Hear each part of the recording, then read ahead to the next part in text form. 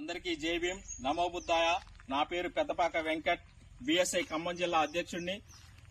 మే 12వ తారీఖు నాడు జరగబోయే బుద్ధ జయంతి కార్యక్రమానికి నేలకొండపల్లి బౌద్ధ స్తూపం దగ్గరికి బిఎస్ఐ జిల్లా నాయకత్వం వచ్చింది. ఇక్కడ ఈ బౌద్ధ స్తూపాన్ని సందర్శిస్తున్నాం నేడు. అలాగే మే 12వ తారీఖు నాడు జరగబోయే ఈ ప్రాంతం ఇదే బౌద్ధ స్తూపం. ఇక్కడే బుద్ధుడి యొక్క కుమారుడు రాహులు పర్యటించిన ప్రాంతం.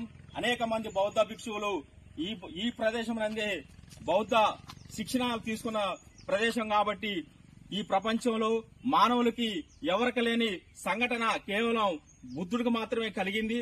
అంటే బుద్ధుడు పుట్టినరోజు, అలాగే బుద్ధుడు గౌతమ సిద్ధార్థుడి నుంచి బుద్ధుడిగా మారిన జ్ఞానోదయం పొందిన రోజు, అలాగే బుద్ధుడు మహాపరినిర్వాణం చెందిన చనిపోయిన రోజు వైశాఖ పౌర్ణమి నాడు కాబట్టి అటువంటి మహత్తరమైన కార్యక్రమం ఈ ప్రపంచంలో కేవలం బుద్ధుడికి మాత్రమే కలిగింది. కాబట్టి ఆ బుద్ధ జయంతి కార్యక్రమాన్ని ఇక్కడ ఇదే నేలకొండపల్లి బౌద్ధ స్తూపం ఆసియా ఖండంలోని అతిపెద్దమైన బౌద్ధ స్తూపం కాబట్టి ఇక్కడ బిఎస్ఐ ఆధ్వర్యంలో, ఖమ్మం జిల్లా శాఖ ఆధ్వర్యంలో, అలాగే బౌద్ధ జయంతి ఉత్సవ ఆహ్వాన కమిటీ ఆధ్వర్యంలో ఘనంగా నిర్వహించదలుచున్నాం.